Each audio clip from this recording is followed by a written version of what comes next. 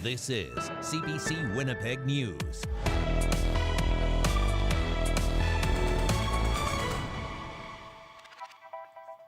Good evening. Thanks for joining us. It's been the center of debate, scrutiny, and controversy. Now a new detox center has officially opened its doors in Winnipeg. But despite being open, it's not ready to accept everyone it's intended to. CBC's Gavin Axelrod breaks down what we know so far. This new detox facility for people who are highly intoxicated on alcohol and drugs like meth is now open. People can be detained here for up to 72 hours. As of Tuesday, they're only bringing those intoxicated by alcohol in. Eventually, people on meth and other substances will also be treated here. Manitoba Premier Wab Kinew was asked Monday about when that will be, but says they're waiting for health officials to give them the go-ahead. As soon as the doctors will let us. What's holding up? You're talking about expertise and a medical approach to caring for people. It's pretty fascinating, actually, to listen to the doctors. And maybe this is probably the strongest proof that I could offer that we're not just like lock them up and throw away the key. The facility currently has 20 rooms. 16 of those spaces will be dedicated to people using alcohol to start. The remaining 4 will be reserved for those on meth or other substances. The goal is to eventually have 40 total spaces with fluctuating uses. The Protective Care Center at Main Street project is now closed. A spokesperson for Addictions Minister Bernadette Smith said in a statement that if a police officer detains a person who is intoxicated in a public place and they believe they've been using drugs, they'll be taken to an emergency department. The statement says the person must be medically assessed and cleared before being transported to the Protective Care Center. The spokesperson also says medical professionals will do regular assessments to see when someone can be released. When people leave the facility, they'll have a chance to connect with supports for housing, addictions, and mental health. Gavin Axelrod, CBC News, Winnipeg. The Hudson Bay Company's royal charter, dating back to the year 1670, seems to have a new owner, or make that owners. A deal between 2 of Canada's richest families to secure the historic document is going ahead. Cameron McIntosh has the details. Behind 2 secure doors, a special vault in the center of the archives of Manitoba. These are our oldest textual records, the oldest records of the Hudson's Bay Company. The Hudson's Bay Company's archives, more than 4,000 items dating back to the 1600s. One item is not here. How does the charter fit into all of this? Well, in a sense, the charter is the start of the story, right? The 1670 Royal Charter established the Hudson's Bay Company, arguably Britain's first claim to most of what is now Canada. I do feel that the Hudson's Bay Company, its founding, its documentation, its existence, sets the stage for so much of where we are today. The 17th century fur trader, now effectively a bankrupt 21st century retailer, is selling the charter. 2 of Canada's richest businessmen, Galen Weston and David Thompson, are offering the Bay's creditors $18 million for it. A source with direct knowledge confirms to CBC News there are no other offers. A judge still has to sign off. The document would be donated to 4 public institutions for the first time, moving out of private hands.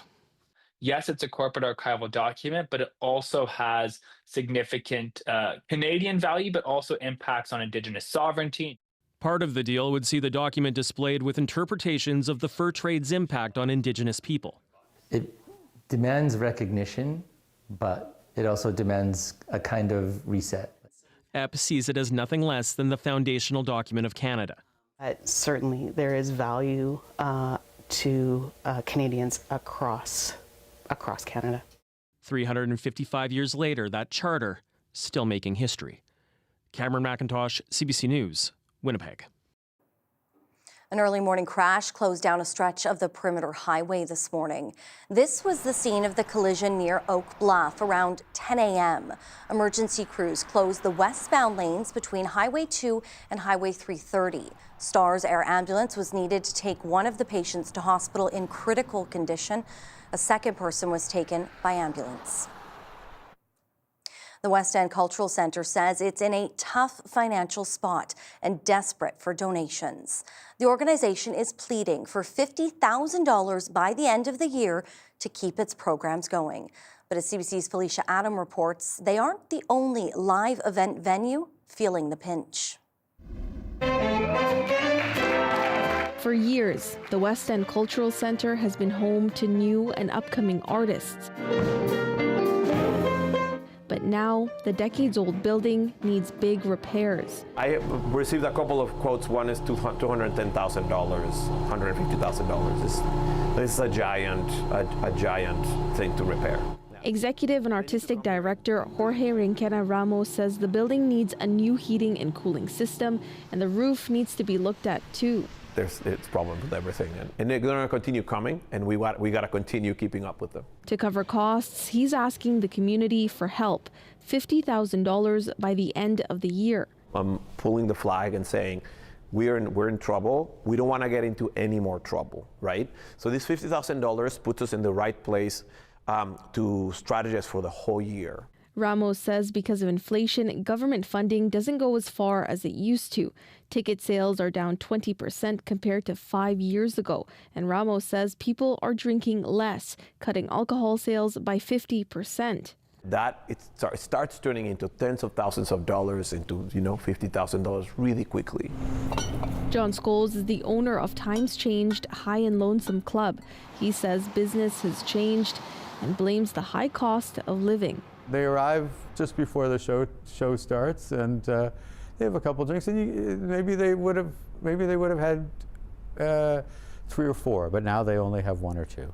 Scholes says the cost of alcohol and rent has gone up. We will have to make up at least 10% net over the course of this winter compared to last. We will have to find some savings to keep our bottom line the same. The West End Cultural Centre says they've raised $22,000 as of Tuesday. Felicia Adam, CBC News, Winnipeg. Winnipeg plans to whittle down the number of new carvings in Bois-des-Esprits. CBC's Bartley Kivas reports about a plan to deal with too much timbercraft in this forest in St. Vital. People living in Winnipeg's Royalwood neighborhood come to this forest to see the trees. For 21 years, carvings in dead wood have been a big attraction at Bois-des-Esprits. It's called the magical forest for a reason, because of those amazing carvings. I truly enjoy them. I take pictures of each new carving. It's almost like a little treasure hunt, because you come around the corner and all of a sudden you see a carving and it's like, oh, that wasn't there last time we were here. Sure enough, the city says there's been a grave increase in engravements since the pandemic. While some find more etchings fetching, not everyone thinks this is wise. Well, it started off as this nice tradition in Bois-des-Esprits with carvings on dead trees, and there were a couple of quite big ones, and then it kind of got out of hand, and people started to complain, saying there are people carving into live trees, and there are too many of these, and people feel they have the right to do it anywhere. Now, city park staff are insisting carvers get prior permission before they get their knives out. The rules are only forest and nature motifs will be permitted. No more text or symbols, and certainly no more plaques. People enjoy the carvings to some extent, but you also don't want them to overwhelm the nature of the area. People at the park are divided about this plan to bring woodworking down a notch. I don't think it's a bad idea, because you want to preserve the forest. It's a living, breathing thing, and so I think if they can designate the certain trees to be used, I think that's kind of fair for everybody. I'm not sure if more rules are needed here, so personally I don't think it is necessarily. You might wonder whether these new rules about bark have any bite. We don't have a carving police, but what we do have is a lot of eyes out there in the community that can let us know what's happening in the community. City councillors voted Tuesday to place new signs at the entrance to the forest to make sure every potential carver hews to the rules. Bartley Kivas, CBC News, Winnipeg. Riley Lachuk in now. And Riley, certainly a lot more snow on the ground. Flurries above. I know I had to go buy a new snow brush for my car because I've already misplaced the one from last I'm sure year. you were not the only one in that boat this morning, Brittany, with that quick push of snow that pushed through the province. Still a few flurries. We'll take a look at radar in just a moment. Wanted to start with an extreme cold warning, a yellow cold warning for Brochet and Tadoule Lake. And if you're looking at Environment Canada's new color-coded alert system, this is the lowest tier, so prepare for significant weather, that being wind chills at about -45 or colder, freeze times on exposed skin in 10 minutes or less as we head through the overnight hours. That's because we have started to see high pressure to the north, clearing us out after that snow pushed through early in the day. I mean, there's still a few flurries hanging around the Red River Valley through parts of the southern Interlake and certainly back into northwestern Ontario as well. So clearing through the overnight hours, maybe a couple of snowflakes yet to come, but you'll notice that wind picking up northwesterly, 30 gusting to 50 through the overnight hours. That's going to drive in some very cold air as we get into the morning, -18. And then we're into a sunny day tomorrow. Winds start to lighten up, Brittany, as we get through the afternoon hours, and only getting up to -15 tomorrow afternoon. We'll talk about that wind chill and when we might get a bit of a break from it when I come back. All right, thanks, Riley. You're welcome. Well, here you go, a shot from above as we head to break. We leave you with a look of the Manitoba legislature at night. More to come.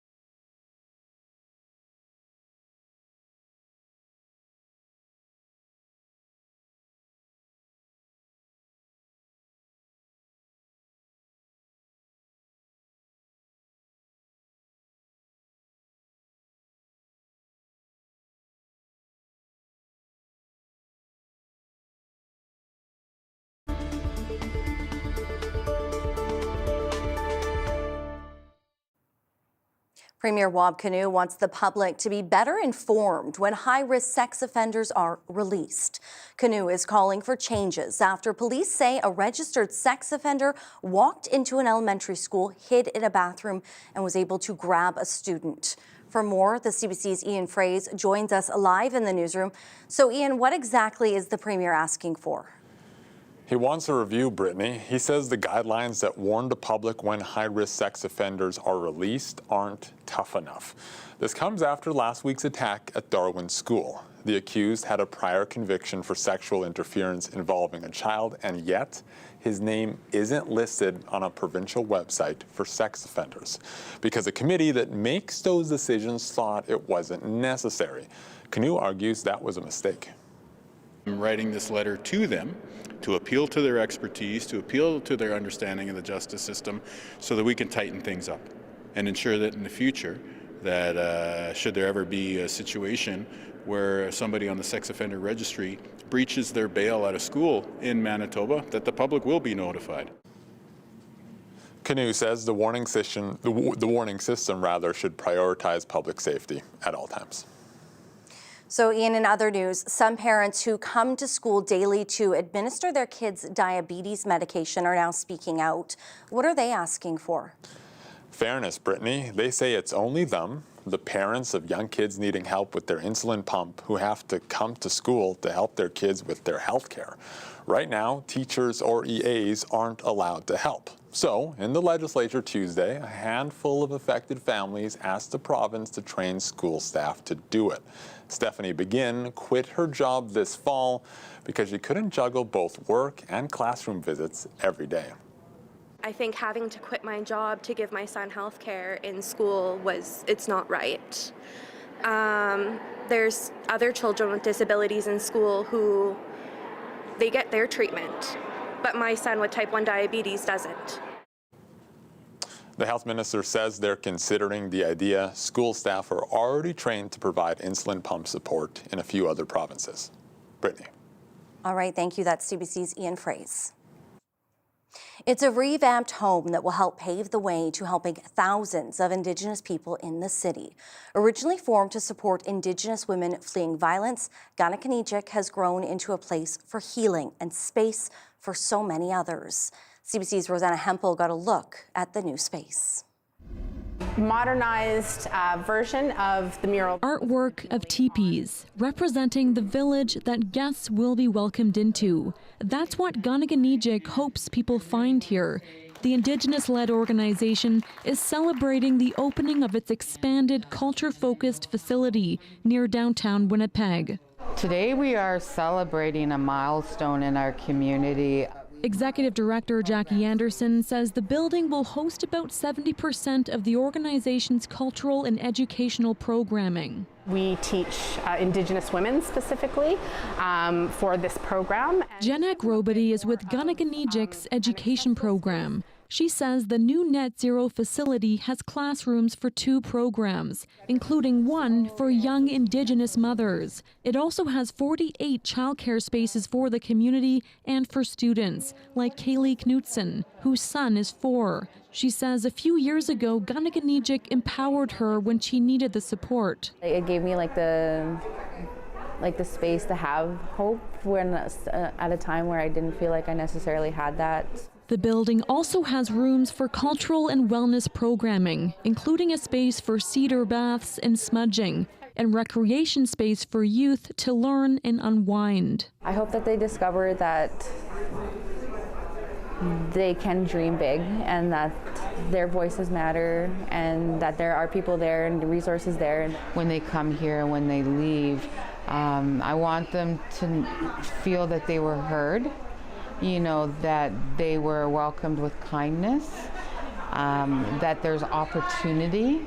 The $14 million expansion, which the federal government helped support, will also include an outdoor sweat lodge. It's expected to be completed this spring. Rosanna Hempel, CBC News, Winnipeg.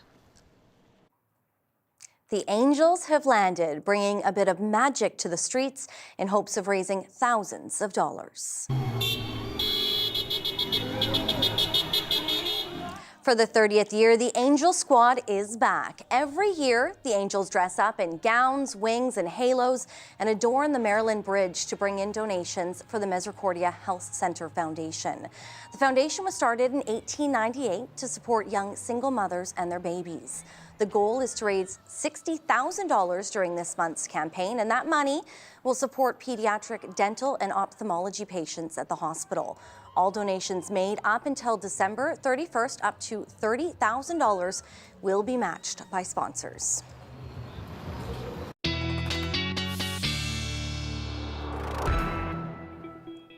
Riley's back in now, and I hope those angel wings come with a little extra heating, because boy, oh boy, was it cold out there this morning for them. Yes, and they're going to need it in the coming mornings as well, because we are looking at temperatures significantly cooler, Brittany, as we get into the night tonight. We knew it was coming. Yeah. Yeah, let's get into it. I want to start talking about wind chill and the frostbite risk that comes with that, because this is going to be important, particularly as we get into the morning hours tomorrow, but certainly also as we get toward the weekend, with another push of cooler air coming as we get into the weekend. So when we're talking about wind chill values, this is what we're looking at through the overnight hours in the south tonight. Wind chills around the -30 mark. So freeze times, frostbite on exposed skin can form in less than half an hour or so. But in northern Manitoba, this is where we're looking at the second tier here, with wind chills between -40 and -45 or so. That's when you get into those freeze times with frostbite on exposed skin in 10 minutes or less. So it's really important when we're looking at some of these cooler temperatures that you do cover up real well, especially if you're going to be outside for any length of time. So here's a snapshot at those wind chill values. First thing in the morning, this is at 7 o'clock in the morning. We're looking at that value close to or below the -40 mark for Tuduli Lake through Gillam along the Hudson Bay coast. So dress the kids up real well to head to school tomorrow morning, because things are certainly going to be cool, and those values closer to -30, like I said, through much of southern Manitoba. This is all in part because of the winds that we're going to be seeing as we get through the night tonight. So looking at winds through the evening hours into the night tonight in the south, gusting up to 50 through the Interlake. Possible that we see some gusts up to 60 even through the Interlake and parts of the Red River Valley. Tomorrow starts windy still, and then we'll start to see that backing off as we get into the evening hours Wednesday, ahead of another push of some snow as we get toward the end of the week here. So we'll do this all over again in a couple of days. So here's high pressure north of us and to the west. That is really going to clear us out as we get through into the morning hours tomorrow. So a sunny start, really province-wide, maybe a few clouds here and there. And then here's that next low that pushes its way into the province as we get into Thursday, very similar to what we saw across the province today. Quick push of snow as we get through the morning hours, a little bit more widespread than this morning, and perhaps maybe a little bit heavier in some locations. By the time we get to the evening, though, we're back into cloud cover, maybe a few more flurries coming our way into Friday, and then we get into some real cold Arctic air in behind that again, which I'll show you in the long range in just a moment. So here is what that translates into as we take this out into Friday morning. Pretty general, 2 to 5 centimeters. I mean, maybe some of these numbers a little bit on the high side through the Interlake into eastern parts of the province, but certainly within the realm of possibility that we could get anywhere between 2 and 5 or 6 centimeters through much of the south as we get into the morning hours on Friday once that snow tapers off. So long range, -15, substantially cooler tomorrow, a bit of a bump in temperatures closer to seasonal, Brittany, Thursday into Friday. And then, yes, there's some real cold air coming in behind this as we get toward the weekend again. All right, get ready. Yes, thanks, Riley. You're welcome. Well, it's sure looking a lot more like December and feeling like it too. We have much more straight ahead.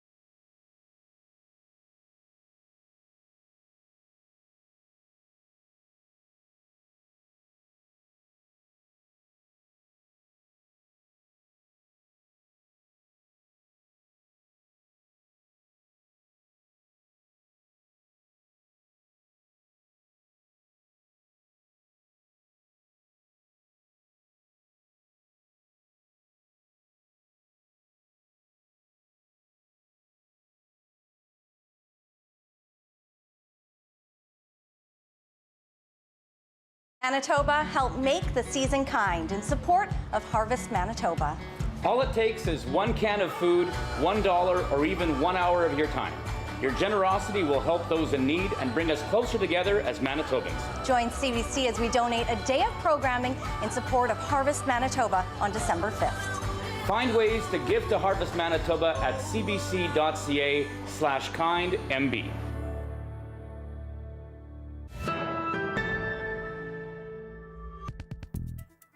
Hundreds of Indigenous leaders are in Ottawa for an annual meeting of the Assembly of First Nations. And day one of the three-day gathering has been tense. Chiefs are slamming Mark Carney and his government, accusing him of failing to consult meaningfully with them on recent pipeline agreement with Alberta. But the Prime Minister insists consultations with First Nations will happen once any nation-building plan, like a pipeline, is sent to his new Major Projects Office for approval. Under the legislation, there must be consultation consistent with free, prior and informed consent before a project can be designated in Canada's national interest. These issues would naturally include requirements for Indigenous ownership, Indigenous economic benefits, and environmental protections. Earlier, the AFN Chiefs voted for a resolution asking Ottawa to withdraw from the pipeline deal with Alberta and to uphold an oil tanker ban off the northern BC coast. Ottawa and Alberta's Memorandum of Understanding would see a bitumen pipeline heading west to Asian markets.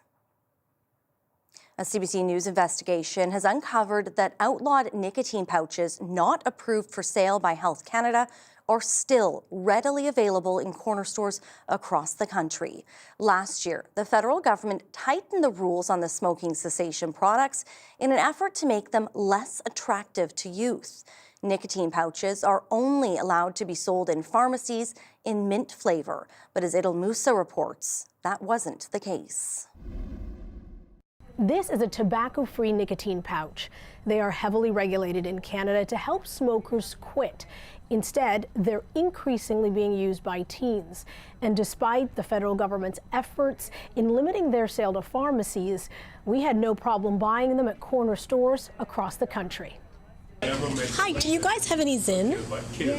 We used hidden cameras and went to corner stores in Toronto, Halifax, Montreal, and Vancouver. With no questions asked, we were able to buy heavy-dose nicotine pouches in banned flavors. We also came across numerous Canadian online retailers selling all other sorts of unauthorized brands of nicotine pouches. Last year, the federal government tightened the rules in an effort to deter youth. Nicotine pouches can only be legally sold to adults in pharmacies, in mint or menthol flavor, and at 4 milligram doses, about the equivalent of smoking 2 cigarettes. But the new rules don't seem to be stopping youth from buying them illegally. The problem is that we've targeted them at kids. When you have gummy bear flavors or cola or some of these marketing messages, it's not something a 50-year-old smoker looks to use to help them to quit. It's something a 15-year-old grabs on their way to the party.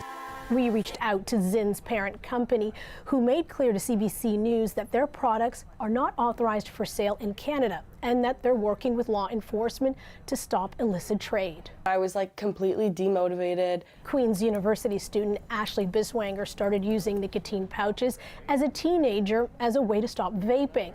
And she worked her way up to taking 50 milligram pouches 8 times a day. I'd be in class thinking about them. I would be driving, thinking about them I wanted to go home to use them. The bottom line is that they need to do retailer checks. They need to be showing up to these stores and seeing who's selling them. Health Canada says it's managed more than 300 cases related to the sale or advertising of unauthorized nicotine pouches since last August, including on-site visits and seizing products. Idil Musa, CBC News, Toronto. For the first time, the World Health Organization is backing GLP-1 drugs for treatment of obesity. They're already wildly popular, sold under brand names like Ozempic and Mounjaro. As Jennifer Lagrassa explains, some hope this new move will open access for others in need. The World Health Organization is boosting the legitimacy of GLP-1 drugs like Ozempic and Wegovy. These new medicines are a powerful clinical tool Already recommended to treat diabetes, the WHO is now endorsing them to treat obesity too, alongside exercise and a healthy diet. Obesity is one of the most serious public health challenges of our time. Globally, more than 1 billion people are considered obese. Last year alone, 3.7 million people died from obesity-related conditions like heart disease or diabetes. The Canadian scientist who discovered the hormone used in the medications applauds the WHO's move. I think this additional scrutiny of the totality of the evidence by WHO will add weight to the importance of treating obesity seriously. A recent survey suggests 1.4 million Canadians are already taking a GLP-1. In Canada, the drugs require a prescription, and the cost usually isn't covered for obesity treatment. On average, I'm spending about $500 a month. For the last decade, Lisa Schaefer has been using a GLP-1 to manage her weight. She wants the medication paid for those who really need it. What's really heartbreaking is we're seeing more often people going, guess what? I'm formally diagnosed with having diabetes, which means now my medication is covered. We shouldn't be that excited to get another really serious chronic condition to get the treatment that we actually deserve. And while these drugs are having their moment in mainstream culture, experts say they're not a quick fix. So these are drugs that, with side effects like muscle loss and vitamin deficiency possible. If you're thinking about, there's an event coming and you just need to lose some weight prior to that event, I mean, these meds are not for those patients. The WHO says access and affordability are still big hurdles, with the drugs projected to reach less than 10% of those who could actually benefit by 2030. Jennifer LaGrassa, CBC News, Toronto. A much-anticipated documentary series about Sean Diddy Combs has been released on Netflix. It contains never-before-seen footage taken ahead of his arrest last year. The CBC's Griffin Yeager has more. We have to find somebody that'll work with us that has dealt in the dirtiest of dirty business. We're losing. That was never-before-seen footage of Sean Diddy Combs just 6 days before his indictment in September of 2024, debating strategy with his lawyer. You have to choose your side. Where is this coming from? Sean Combs: The Reckoning, the new 4-part docuseries on Netflix. And the executive producer? 50 Cent, who's been publicly trolling Sean Diddy Combs for years. Diddy, Sean Combs. The series looks at the life of Combs, how he rose to fame, his rivals, his allies, and how he got to where he is today behind bars. Before the doc was released, Combs' reps were quick to react. In a statement released to CBC News saying, Netflix's so-called documentary is a shameful hit piece, that Netflix relied on stolen footage that was never authorized for release. And beyond the legal issues, they call it a personal breach of trust. I reached out to Netflix for their response to this, and they pointed me to a quote from the series director Alexandria Stapleton, who says, "We obtained the footage legally and have the necessary rights." And that the team also reached out to Sean Combs' legal team for an interview and comment multiple times, but did not hear back. It also includes interviews from several people part of Diddy's world, like his former assistant and creative director at Bad Boy Entertainment, Capricorn Clark, and co-founder of Bad Boy, Kirk Burrows. Several artists speak out, and for the first time, we hear from members of the jury that reached a mixed verdict, finding him guilty on 2 counts of transportation for purposes of prostitution. Combs was sentenced to 50 months in prison for those prostitution-related charges in connection to drug-fueled sex marathons, also known as freak-offs. He was found not guilty on counts of racketeering and sex trafficking. Griffin Yeager, CBC News, Toronto. Going out to a restaurant, theater, or a hockey game can be a lot of fun, but the aftermath can be a lot of garbage. The hospitality sector in BC is trying to fix the issue and cut back on waste. As Chad Pawson reports, it comes as Vancouver gets ready to host FIFA World Cup matches next year. 54,000 people at a soccer game at BC Place, watching and cheering, but also drinking from plastic cups that will be reused. Leaders at BC Place say it's part of meeting a lofty goal.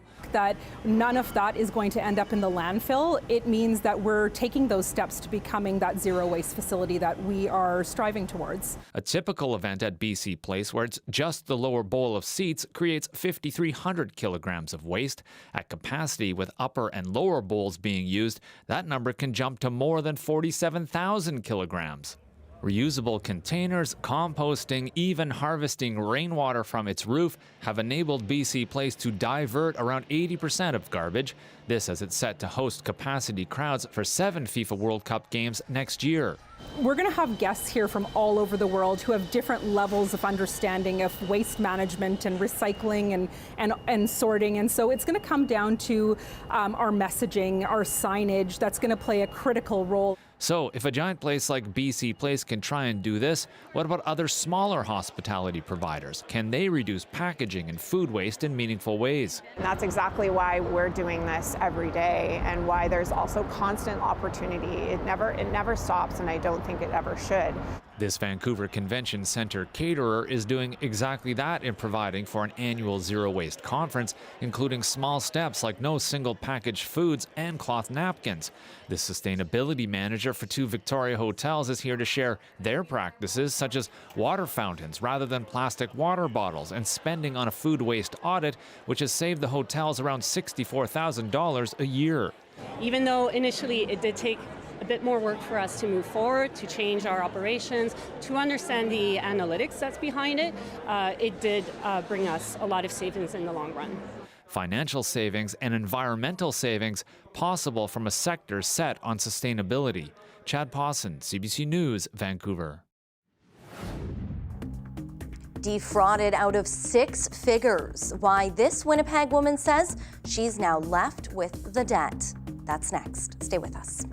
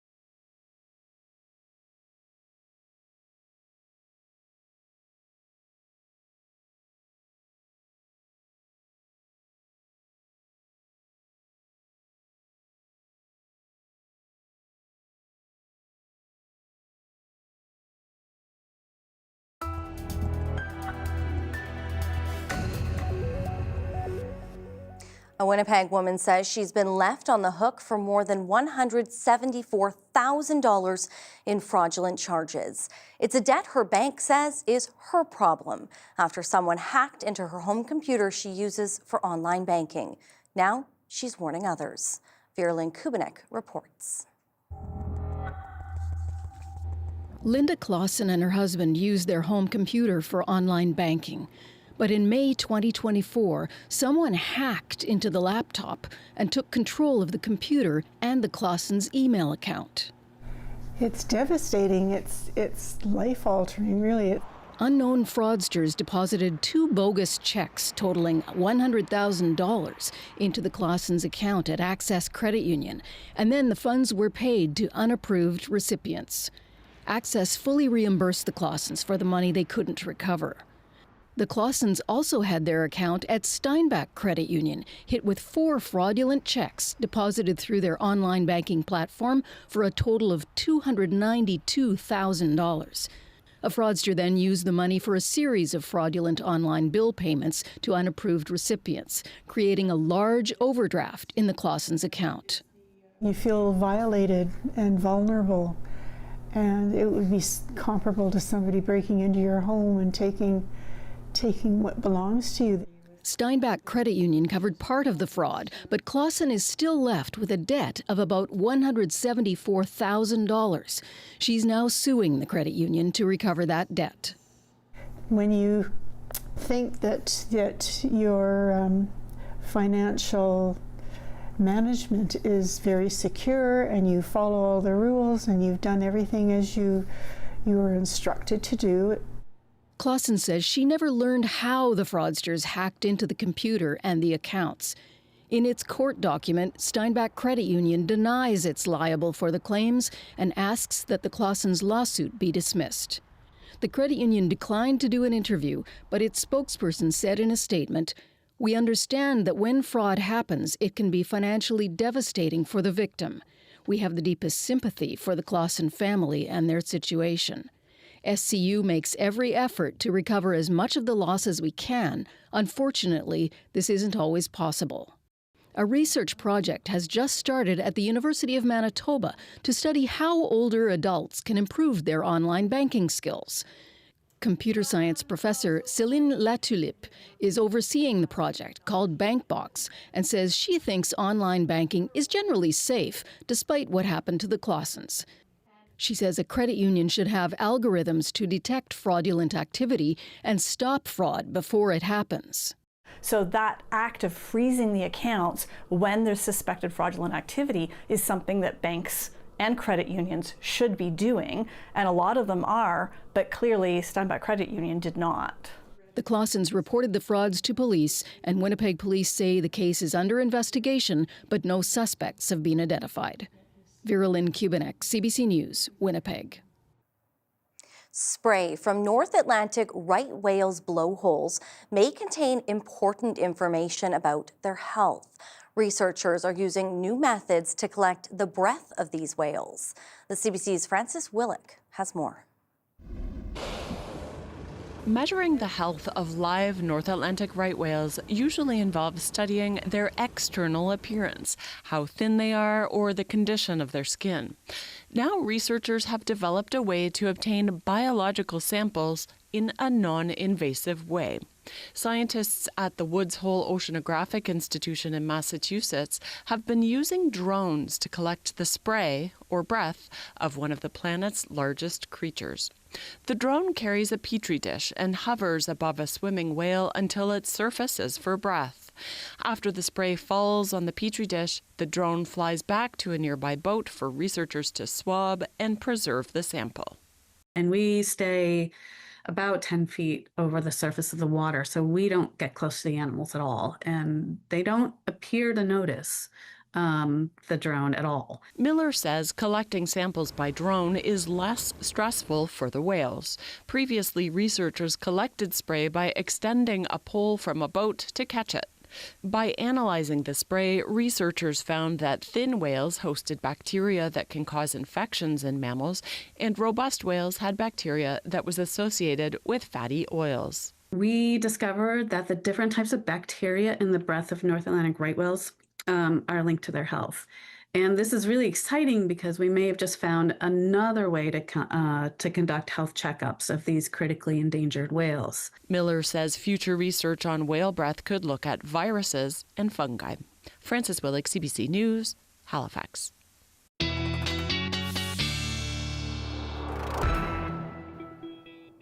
Riley's back in now, and it's one of my favorite times when you go over our dog walk, which we know is not just going to include booties this week, but probably jackets, coats, and anything else you can add on there. Little scarf, something. Headband, something like that. Something to keep our pups warm. Yeah, and you. And yourself, of people course. People need to stay very warm, particularly into the morning hours. Brittany, you know who is enjoying the weather this season? Inside? Our dog for this evening. With the decor, the ears, the reindeer antlers. That's the word I was trying to get out there. Thank you, Alina and Leonard. Clearly, Ike is a very big fan of the Christmas season. So please keep sending your pets to talkback@cbc.ca. We're getting into that season, yes, where I'd like to see maybe some festive pictures if you have them as well. I'll take them. So into the morning hours tomorrow, still a little bit breezy, so keep that in mind. Temperatures around -18 first thing in the morning for that dog walk. So dress for the weather, dress the kids for a bit of an extra cool journey to school for this time of the year, because we are looking at a bit of a wind chill factor onto these morning temperatures. Really throughout the day tomorrow, we are looking at temperatures starting to, or the wind I should say, starting to ease a bit as we get through the day tomorrow. Right now in Winnipeg, -9, still a couple of stray flurries hanging around, but that north wind starting to pick up, gusting to just about 50 as we see pressure rising at the moment. And you can start to see where some of that cooler air has started to sink a little bit further south, -25 in Lynn Lake, -26 in Churchill. Temperatures in the north have been falling throughout the day today, and that will continue to fall as we get through the overnight hours. Still a bit of warmth as this low pushes off to our south as we get through the night tonight in the south. -9 in Brandon right now, or -11 in Brandon. Portage is at -9. Overnight temperatures close to or just below the -20 mark for many of us through the overnight hours. Dauphin -21, -22 to -24 into the Parkland and the Swan Valley. This is where we will look at the potential for some wind chill values colder than -30 or so as we get through the night tonight. In northern Manitoba, this is where we do have that extreme cold warning in place for Brochet, Tadouli Lake. Looking at the potential for wind chills colder than -45 tonight, but still very cold along the Hudson Bay coast with that northwest wind 40 gusting to 60 through the overnight hours tonight. So staying very breezy through much of the north tomorrow, although a lot brighter as we get through the day. Temperatures topping out around -17, -18 through the OCN into Norway House, -21 in Thompson tomorrow afternoon. So prepare for that wind to have a bit of a bite to it tomorrow as well. In the south, maybe a few clouds hanging around here and there. Otherwise, we're into sunshine as we get through the day tomorrow. And temperatures significantly cooler than seasonal for this time of the year. Brittany looking at -15 in Winnipeg, -17s for the Interlake. All right, bundle up. Yes. Thanks, Riley. You're welcome. Candles, tears, and a community coming together for a vigil to remember Morgan Harris. December 1st is a day etched in the Harris family's mind. It was the day they were told a man had been charged with murdering her. The young mom, a victim of a Winnipeg serial killer in 2022. Now, on the same day, 3 years later, landfill debris began moving to search for one of the other victims. CBC's Gavin Axelrod reports. A candlelight vigil to remember Morgan Harris. 3 years ago today, we got the horrible news that my mother, along with 3 other women, were tragically taken away from us. Harris was one of 4 First Nations women killed by convicted serial killer Jeremy Skibitsky. He has also been found guilty in the deaths of Rebecca Contois, Mercedes Myron, and a previously unknown woman who has since been identified as Ashley Shingoose. They deserved so much better. They deserved their whole life ahead of them. And so does every other woman out there. Contois' partial remains were found in a garbage bin and the Brady Road landfill in 2022. Remains of Harris and Myron were recovered from the Prairie Green landfill earlier this year. Together. Harris's cousin Melissa Robinson was one of many who fought to bring their loved ones home. We did what we set out to do. We said that we would ensure that her final resting place was not going to be that landfill. Now it's not us fighting you know, to bring her home. She's home, and now we can grieve. Another search of the Brady Road landfill started Monday, this time for shingus. Once that search is complete, another will be done for Tanya Ni Kanichihk, who has been missing for over a decade. Robinson is thinking about their families. I'm just happy that they're going to be able to, you know, get some sort of closure as well. She and the people here want to honor and remember those who have been lost. They also want to fight to make sure no more lives are taken and cut short too soon. Gavin Axelrod, CBC News, Winnipeg. Coming up, it wasn't your typical Stars airlift. This one had a special passenger from the far north on board. More on that when we come back.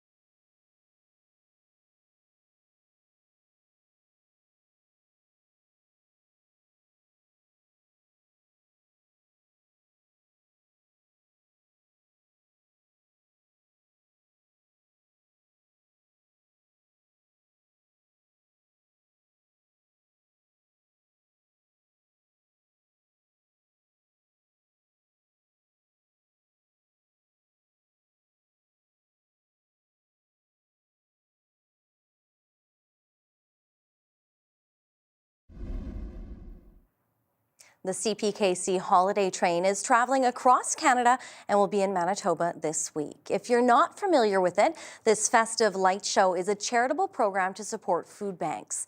The rail cars transform into stages for free live concerts, and those attending can make donations with either food items or money. The train will make stops in northwestern Ontario, including Dryden and Kenora tomorrow during the day, before stopping here in Winnipeg at 9:15 tomorrow night. It will also stop in Portage-la-Prairie, Nipawin, Minnedosa, and Shoal Lake on Friday. Performers will be Jade Eagleson and Tegan Gaze.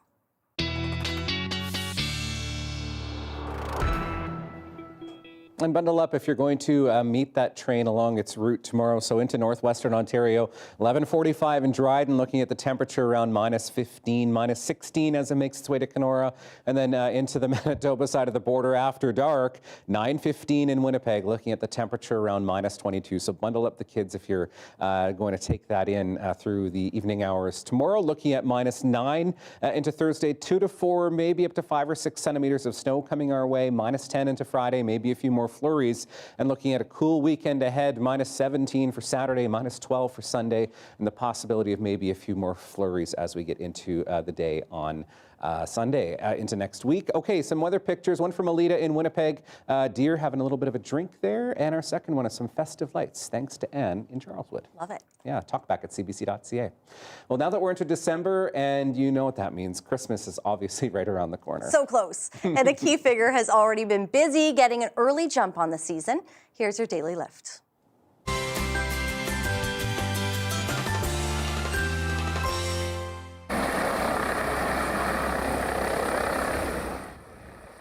Okay, that might not be a sleigh, but the helicopter has the same VIP from the North Pole on board.